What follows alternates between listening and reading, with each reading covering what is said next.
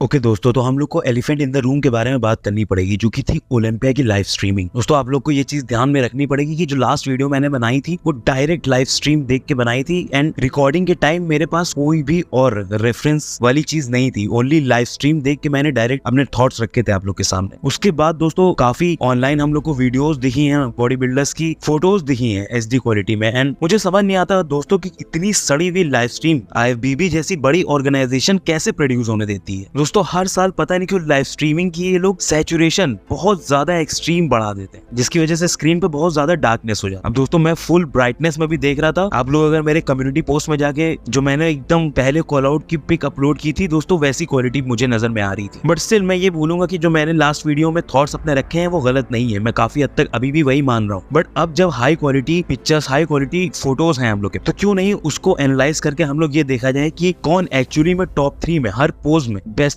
Body builder बन के निकल रहा है, बेस्ट एथलीट हम लोग को नजर आ रहा है, सबसे बेहतरीन फिजिक हर पर्टिकुलर पोज में कौन बॉडी बिल्डर प्रेजेंट कर रहा है। दोस्तों ये clip first round of posing की ही है, जब ये एथलीट्स को वापस से बुलाया गया था और टॉप 3 में पहली बार इन लोग की पोजिंग हुई थी। तो यहाँ पे सबसे पहले बीच में डेरिक लसफर्ड को खड़ा किया गया था। तो आइए हम लोग इसी क्लिप को एनालाइज करके ये देखते हैं कि हर पोज में कौन सबसे बेहतर नजर आ रहा है। जहाँ पे डेफिनेटली हम लोग शुरुआत करते हैं फ्रंट डबल बाइसेप। अब दोस्तों हर बॉडी बिल्डर एक अलग एलिमेंट अपनी फिजिक का सबसे बेस्ट तरीके से प्रेजेंट कर रहा है। आई बिलीव यहाँ पे जो एस्थेटिक और सबसे खतरनाक, सबसे बेहतरीन फ्लो जो एथलीट प्रेजेंट करने में कामयाब हो रहा है वो आई थिंक सैमसन है। सैमसन ने दोस्तों डेफिनेटली कंप्लीटली चेंज की है, ट्रांसफॉर्म की है अपनी फिजिक, जो हम लोग को प्रेस कॉन्फ्रेंस में दिखाई थी और जो हम लोग को ओलंपिया में देखने को मिली है। दोस्तों क्वाड्स के भी डिपार्टमेंट में सबसे बेहतरीन यहाँ पे सैमसन दौदा ही लग रहा है। एंड अपर बॉडी में तो उतने कंडीशन सैमसन हम लोग को नहीं नजर आए थे, बट लोअर बॉडी में डेफिनेटली वो माइल्स अहेड थे अपनी अपर बॉडी के कंपैरिजन। यहाँ पे दोस्तों हादी चुपन की biceps and mid section definitely in तीनों में सबसे बेस्ट नजर आ रहा है। बट आई थिंक ओवरऑल कौन सबसे बेस्ट इस पोज में लग रहा है तो मुझे वो सैमसन नजर आ रहा है। सबसे बेस्ट फ्लो यहाँ पे उन्हीं की फिजिक में मुझे नजर आ रहा है। तो ये पोज आई बिलीव सैमसन दौदा का। इसी के बाद अगर हम लोग अपनी नेक्स्ट पोज पे चले तो वो आ जाती है फ्रंट लैट स्प्रेड। अब दोस्तों लास्ट ईयर हम लोग को याद हो तो फ्रंट लैट स्प्रेड में डेरिक लसफर्ड का चेस्ट कंप्लीटली बरी हुआ जा रहा था, कंप्लीटली दबा जा रहा था। बट इस साल डेफिनेटली डेरिक लसफर्ड ने काफी ज्यादा मास ऐड किया था अपने चेस्ट में, इस हद तक कि इस पोज में ज्यादा थिकनेस, ज्यादा डेंसिटी अपने चेस्ट के थ्रू डेरिक लसफर्ड प्रेजेंट कर रहे हैं। बट पर्सनली मैं ये मानता हूँ कि इन तीनों में सबसे बेस्ट चेस्ट सैमसन दौदा का है, लेकिन इस पोज में पर्टिकुलरली डेरिक लसफर्ड सबसे बेस्ट एंड सबसे फुल नजर आ रहा है। इस पोज में हादी चुपन को इग्नोर नहीं किया जा सकता है, बट हादी चुपन के पॉइंटी शोल्डर्स डेफिनेटली मेरे हिसाब से जजेस को अच्छे नहीं लगे। यहाँ पे लोअर बॉडी की बात करें हादी चुपन की तो डेफिनेटली ड्राइनेस बहुत ज्यादा नजर आ रही है, वो ग्रेनीनेस दिख रही है हम लोग को, काफी सालों की यहाँ पे मैच्योरिटी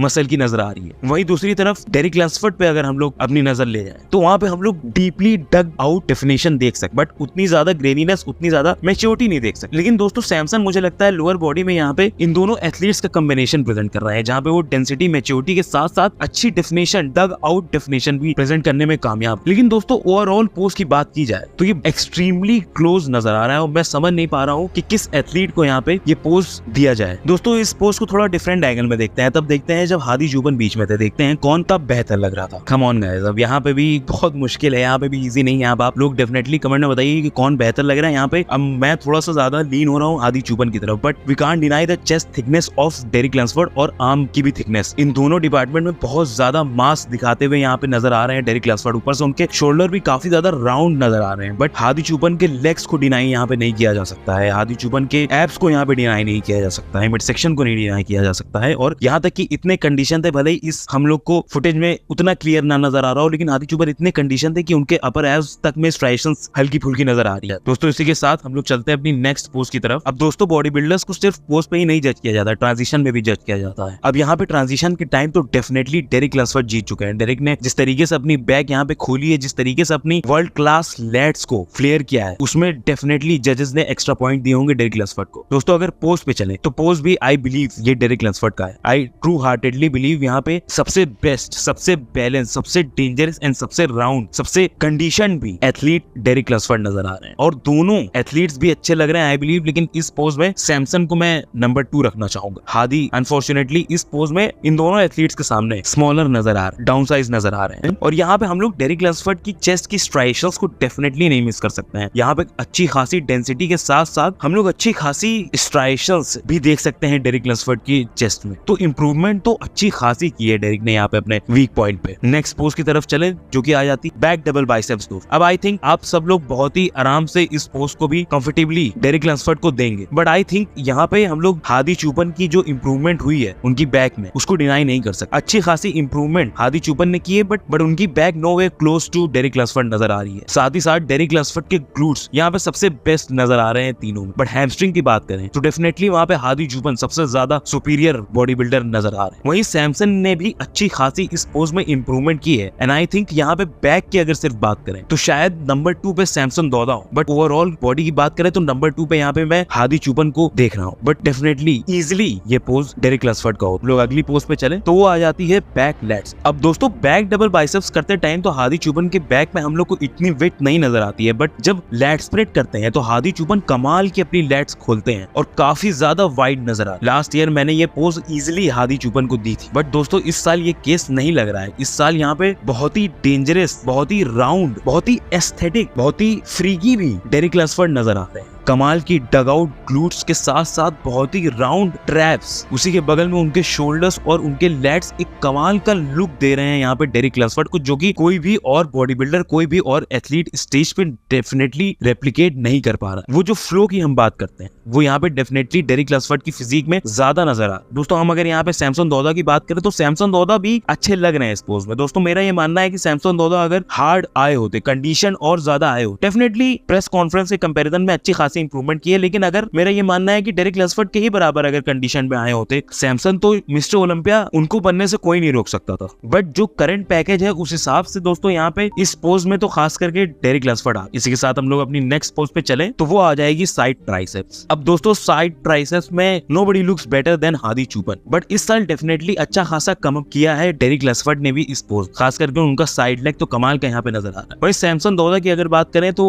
आई थिंक यहाँ पे सबसे वर्स्ट फ्लो उन्हीं की फिजिक में हम लोग को दिख रहा है। वही वापस से अगर हादी चुपन पे आए तो बहुत ही खतरनाक तरीके से यहाँ पे कंडीशनिंग वो अपनी शोकेस कर रहे हैं। बहुत ही डेडली लाइंस यहाँ पे अपने शोल्डर्स में, अपने एब्स में, मिड सेक्शन में, अपने क्वाड्स में, अपने आईटी बैंड में कमाल की लाइनें प्रेजेंट कर रहे हैं। ग्लूट के लोअर पार्ट में भी हम लोग लाइनें देख सकते हैं हादी चुपन, एंड आई थिंक दोस्तों ये हादी चुपन का one of the strongest pose है। तो दोस्तों ये तो डेफिनेटली हादी चुपन को मिलना चाहिए। वहीं अब हम लोग अपनी अगली पोज पे चले तो दोस्तों पोज हिट करने से पहले ही मैं ये बोल सकता हूँ कि हादी चुपन ये पोज में आराम से जीत। हादी चुपन की ये पोज ब्रेड एंड बटर। वही इस साल जिस तरीके से वैक्यूम पुल करके सैमसन दौदा ने हिट किया है इस पोज को, डेफिनेटली यहाँ पे सेकंड बेस्ट सैमसन दौदा ही नजर आ। वही बहुत ही छोटी वेस्ट होने के बावजूद भी पता नहीं क्यों डेरिक लैम्सफोर्ड इस पोज में बिल्कुल भी अच्छे नहीं नजर आ। उनकी फिजिक काफी ज्यादा ब्लॉकी नजर आती है इस पोज, बट लेकिन अब मैं अच्छे से एनालाइज कर रहा हूँ तो मुझे डेफिनेटली यहाँ पे काफी ज्यादा मामला क्लोज लग रहा है हादी चुपन और सैमसन दौदा। बिकॉज दोस्तों ये पोज होती है एस्थेटिक्स की, एंड यहाँ पे बहुत ही फिनोमिनल एस्थेटिक्स प्रेजेंट करने में कामयाब हो रहे हैं सैमसन, एंड ये पोज बहुत ही क्लोज जा रहा है। But I think Hadi Choopan की कंडीशनिंग को देखते हुए ये पोज मैं हादी चुपन ही को देना चाहूँ। अब हम लोग दोस्तों अपनी आखिरी पोज पे चलते हैं जो कि आ जाती है मोस्ट मस्कुलर। अब दोस्तों सबसे बड़ी बात तो हादी चुपन के ये वाले मोस्ट मस्कुलर को कोई बीट नहीं कर सकता। वही सैमसन दौदा की डेफिनेटली हम लोग देख सकते हैं कि मिड सेक्शन काफी ज्यादा फ्री नजर आ रहा है इस पोज। डेफिनेटली उनका चेस्ट, उनके लेग्स, उनके क्वाड्स